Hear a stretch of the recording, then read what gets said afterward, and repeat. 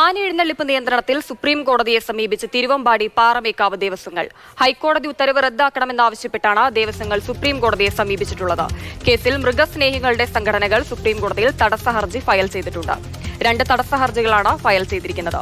MS Lishoy നൽകും വിവരങ്ങൾ. ലിഷോയ്, ഈ ആന എഴുന്നള്ളിപ്പിൽ അതെങ്ങനെയായിരിക്കണം, എത്ര ആനകൾ തമ്മിൽ എത്ര അകലം വേണം, ആനകളും കാണികളും തമ്മിൽ എത്ര അകലം വേണം തുടങ്ങി നിരവധി നിർദ്ദേശങ്ങളൊക്കെ കോടതി മുൻപോട്ട് വെക്കുമ്പോൾ ഈ ഒരു വിഷയത്തിൽ എങ്ങനെ പൂരം നടത്തും എന്നുള്ളൊരു ആശങ്ക ദേവസ്വങ്ങൾക്കുണ്ട്. അതേസമയം ആനപ്രേമികളുടെ സംഘടനകളും രംഗത്തെത്തിയിട്ടുണ്ട്. എന്താണ് ഹർജികളിൽ പറയുന്ന കാര്യം? അതായത് ഇപ്പോഴത്തെ ഹൈക്കോടതി നിർദ്ദേശങ്ങൾ അത് നിയമപരം ആയി ചോദ്യം ചെയ്യുകയാണ് സുപ്രീം കോടതിയിൽ ദേവസ്വങ്ങൾ.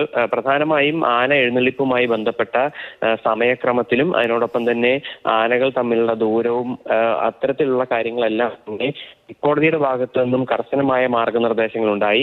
പക്ഷേ ഇത് ഇങ്ങനെ നടത്തുകയാണെങ്കിൽ എല്ലാ ഉത്സവങ്ങളെയും അത് കാര്യമായി തന്നെ ബാധിക്കും. പ്രത്യേകിച്ച് തൃശ്ശൂർ പൂരത്തെയും അത് ബാധിക്കും. അത് ഒഴിവാക്കുന്നതിന് വേണ്ടിയാണ് ഇപ്പോൾ സുപ്രീം കോടതിയെ സമീപിച്ചിരിക്കുന്നത്. തിരുവമ്പാടി പാറമേക്കാവ് ദേവസ്വങ്ങൾ ഇത് സംബന്ധിച്ച് ഹർജി ഫയൽ ചെയ്തിട്ടുണ്ട്. കോടതി അത് ഫയലിൽ സ്വീകരിക്കുകയും ചെയ്തു.